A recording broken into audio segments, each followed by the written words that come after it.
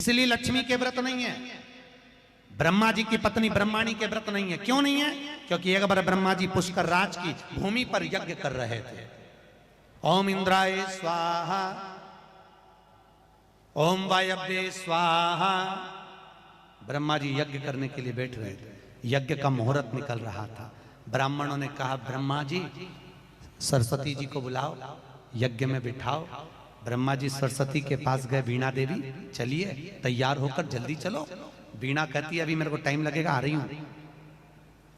होता है ना आपके जैसा, पति जल्दी तैयार होकर बुलेट पे बैठ गया, भुर भुर करे पत्नी से कि चल चल, पत्नी के आ रही हूँ, तैयार तो हो जाऊं। तैयार होती होती पीले कलर की साड़ी पहन ली और निकली। जैसे ही निकली तो भूल गई मेरा पीला रुमाल तो पलंग पे रह गया, फिर दौड़ी वापस। अब लक्ष्मी इतने में सरस्वती बोली मैं आ रही हूं, आप चलो। ब्रह्मा जी से ब्राह्मणों ने कहा मुहूर्त निकल रहा है, ब्रह्मा जी जल्दी करो। ब्रह्मा जी के करूं तो करूंगा इतनी देर में। उसी समय ब्रह्मा जी से फिर कहा, ब्रह्मा ने फिर सरस्वती से कहा, सरस्वती जल्दी चलो, बैठो, यज्ञ का टाइम हो रहा है, मुहूर्त निकल रहा है। ब्रह्मणी कह रही आ रही हूं। ब्राह्मणों ने कहा मुहूर्त निकल जाएगा। तो ब्रह्मा जी ने कहा अब आप बताओ क्या करें। तो ब्रह्मा जी के कहने पर ब्राह्मणों ने कहा अब आप बताओ क्या करें। ब्रह्मा जी बोले आप जो करोगे वो कर दो और यज्ञ चालू करो। ब्राह्मणों ने एक गाय माता को पकड़ा, गौ माता को पकड़कर खड़ा करा और ब्राह्मणों ने वेद की ध्वनि करना चालू करा। जैसे ही ब्राह्मणों ने वेद पढ़ना चालू करे तो गाय के मुख से वेद माता गायत्री को प्रकट कर लिया। कौन प्रकट हो गई? जम के बोलो, गायत्री। वेद माता गायत्री को प्रकट करा, ब्रह्मा जी के पास गठजोड़ा बांधकर बिठा दिया। यज्ञ चालू हो गया। इतनी देर में सरस्वती आ गया। सरस्वती ने आकर देखा मेरी जगह पर दूसरी स्त्री बैठी है, मेरी जगह पर परनारी बैठी है। सरस्वती को क्रोध आया और माता सरस्वती ने कहा ब्रह्मदेव तुमने मेरी जगह पर दूसरी नारी को बिठाया है, दूसरी स्त्री को बिठाया है। ए ब्रह्मा मैं तुम्हें श्राप देती हूं, पृथ्वी पर कहीं तुम्हारे मंदिर नहीं होंगे, तुम्हारे मंदिर कहीं नहीं होंगे। अगर पृथ्वी पर एक मंदिर होगा वो भी केवल पुष्कर में होगा। कहां पर? पुष्कर राज। और ब्रह्मा जी इस पुष्कर में अगर मंदिर बनवाना है तो तुम्हें एक कन्या का कन्यादान करना पड़ेगा, तब ये पुष्कर का मंदिर बनेगा। और आप सबको मालूम होगा सतयुग में मंदिर नहीं बना, त्रेता में मंदिर नहीं बना, ब्रह्मा जी का मंदिर बना द्वापर में। कब बना? जब ब्रह्मा जी ने कन्यादान करा। भांडिर वन में राधा जी का और भगवान कृष्ण का ब्रह्मा जी ने चुपचाप से विवाह कर कर कन्यादान कर दिया था। इस विवाह को केवल ब्रह्मा जानते हैं, नारद जानते हैं, राधा जानती है और कृष्ण जानते हैं। इसके सिवाय कोई जानता है क्या? अरे बोलो तो।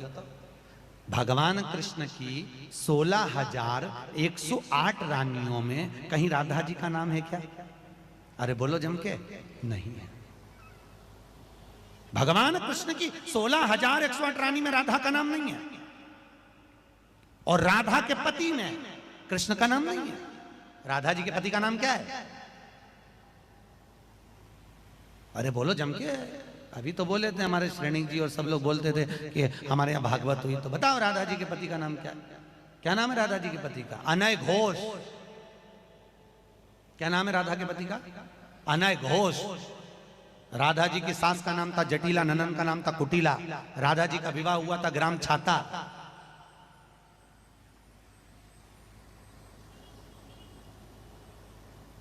कहां की रहने वाली थी राधा? जम के बोलो।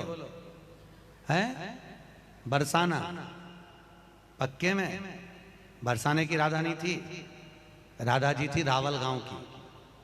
बरसाने में तो राधा जी के पिताजी की कचेरी थी, जिसमें राधा वर्ष में एक बार कचेरी पर जाती थी, इसलिए उसका नाम है बरसाना। वर्ष में एक बार आना, उसको कहते बरसाना। जहां राधा जी के पिता की कचेरी थी, रावल गांव की थी।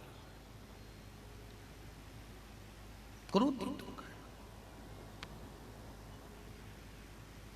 महाराज अब इसलिए तो आपने सुना होगा ना भागवत जी में, एक दिन राधा जी ने भगवान कृष्ण से पूछा था, कन्हैया मैं कहां कहां पर हूं? भगवान कृष्ण कहते, राधा तू मेरे प्राणों में, राधा तू मेरी श्वासों में, राधा तू मेरे रोम रोम में, राधा तू मेरे दिल में, राधा तू मेरी नस नस में, राधा तू मेरे पूरे शरीर में, हर जगह पर तू है राधा। इतने में राधा ने पूछा, कृष्ण ये बता मैं कहां नहीं हूं? भगवान कृष्ण कहते हैं, राधा तू मेरी किस्मत में नहीं है। कहां नहीं है? किस्मत में नहीं है। सब जगह पर है, पर भाग्य में राधा नहीं थी। इसलिए 16,108 रानियों में राधा का नाम नहीं है। राधा के पति में कृष्ण का नाम नहीं है, गुप्त है। तो ब्रह्मदेव, अगर पुष्कर की राजभूमि पर तुम्हें अगर मंदिर बनवाना है तो तुम्हें एक कन्या का कन्यादान करना पड़ेगा। ब्रह्मा जी ने राधा जी का कन्यादान कृष्ण के साथ में करा, गुप्त रीति से। इसको कोई नहीं जानता, केवल ब्रह्मा, नारद और कृष्ण और राधा कन्यादान करा, तब जाकर। तो ब्रह्माणी ने ब्रह्मा को श्राप दिया, लक्ष्मी ने नारायण को श्राप दिया, इंद्राणी ने इंद्र को श्राप दिया। केवल 33 कोटि देवता में केवल एक पार्वती ऐसी थी जिसने कभी भगवान शंकर को अपशब्द नहीं बोले थे, ऊंचे शब्द नहीं बोले थे। इसलिए पार्वती के व्रत आज तक पृथ्वी पर होते हैं। व्रत तो तुम्हारे भी चालू हो जाएं, अगर तुम ऊंची आवाज में बात नहीं करो तो। व्रत तो तुम्हारे भी चालू हो जाए। व्रत होने में क्या दिक्कत? पर जब जब पति मीठा बोले तब तक तुम तैयार, बोल तो तुरंत तुरंत। अब इसको मारे तो मारे कौन? कौन मार सकता है? कौन पछाड़ सकता है? लक्ष्मी नहीं मार सकती, ब्रह्माणी नहीं मार सकती। तब कहा अगर मारेगी तो माता पार्वती मारेगी। पार्वती से कहो तो भगवान शंकर बोले पार्वती को तो गुस्सा ही नहीं आता, अब इसको गुस्सा कौन दिला? तो इतने में तुरंत भगवान विष्णु बोले एक काम करो, पार्वती को गुस्सा आ जाएगा, क्या करना पड़ेगा? तो भगवान विष्णु ने कहा अंदर जाके पार्वती जी के पिताजी को बखानो। अगर लड़की के बाप को नाम लेकर बखानते तो लड़की को बहुत मिर्ची लगती, तुम उसके पिताजी का नाम बखानो है। अब भगवान शंकर अंदर गए और अंदर जाकर पार्वती जी रोटी बना रही थी। शंकर भगवान रोटी खाते खाते बोले, पार्वती पर तेरे बाप जैसा दुनिया में कोई बाप नहीं होगा। इतनी दौलत, इतनी दौलत, इतनी दौलत तेरे बाप के पास, हिमालय राज के पास इतना पैसा, पर कन्यादान में अठन्नी नहीं दी वाने, अठन्नी एक समान तो दे देता। इतने में पार्वती जी रोटी बनाते बनाते बोली, देने को तो मेरा बाप सब कुछ दे देता, तुम्हारे घर में जगह थी? शंकर भगवान बोले क्या? बोले तो बोले क्या करो तो। पार्वती जी बाहर आई, महिषासुर निकल कर जा रहा था और महिषासुर ने जगजननी जगदम्बा को देख लिया। इतनी सुंदर मां, इतनी सुंदर, देखकर महिषासुर ने आवाज लगाकर कहा, अरे ओ सुंदरी, अरे ओ सुंदरी, ए जंगल में क्यों घूम रही है? तुम मेरे साथ रानी बनकर बैठ। अब शंकर जी को आग लगाने की जरूरत नहीं पड़ी। भगवान विष्णु ने शंकर से कहा आग तो लग गई, आग लग गई, बस इतना कहा। तू वन में क्यों घूम रही है? मेरी रानी बनकर बैठ। मां जगत जननी को क्रोध आया, मां ने केस खोले और इतने में देवता आकाश में चढ़कर मां जगत जननी की स्तुति करने लगे।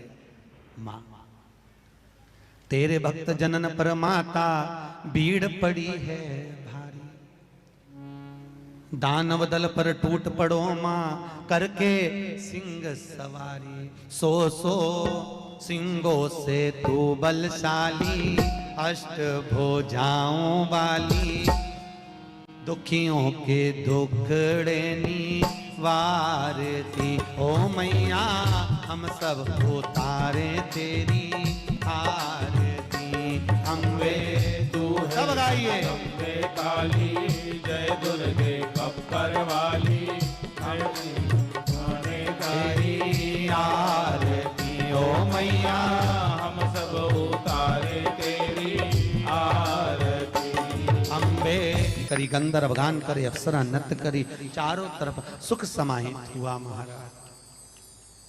चारों आनंद स्थापित। समय आया, आज भगवान शंकर से पार्वती जी ने कहा, भोलेनाथ घर में बच्चे कुंवारे बैठे हुए हैं, इनकी शादी होना चाहिए। क्यों नहीं होगी? देवऋषि नारद को बुलाया, हमारे लड़कों के लिए लड़की देखो। देवऋषि नारद ने विश्व रूप जी की, दो विश्व रूपा हुए हैं, एक विश्व रूपा हुए, एक विश्व रूप हुए हैं। विश्व रूपा जिनका सिर काटा था इंद्र ने, और विश्व रूप गणेश जी के ससुर। विश्व रूप जी की दो बेटी है, रिद्धि और सिद्धि, कुंवारी हैं, उनके साथ में विवाह होना चाहिए। विवाह की तैयारी करी जाए। नारद जी ने विवाह पक्का करवाया। और ध्यान देना माताओं भाइयों, आज जो कथा चलेगी वो गणेश जी के विवाह तक चलेगी। करमाला के इतिहास में पहली बार गणेश जी का विवाह का दर्शन करोगे आप। पहले हुआ है कि गणेश जी का विवाह? करमाला में कभी गणेश जी का विवाह नहीं हुआ। आपके घर के विवाह में गणेश जी आए, पर जिंदगी में पहली बार आप गणेश जी के विवाह में आए। सही है कि गलत है? अभी तक आपके यहाँ जो विवाह हुए उसमें गणेश जी आए, पर पहली बार करमाला वालों तुम्हारी किस्मत देखो कितनी प्रबल है, भाग्य देखो कितना प्रबल है कि आप गणेश जी की शादी में आए हो। और चिंता मत करना, अगर आज आप गणेश जी के विवाह में आकर बैठे हो तो तुम्हारे घर के सारे विवाह गणेश जी कर देंगे, ये पक्का है। तुम्हें चिंता करने की जरूरत नहीं, गणेश जी सब संभाल लेंगे।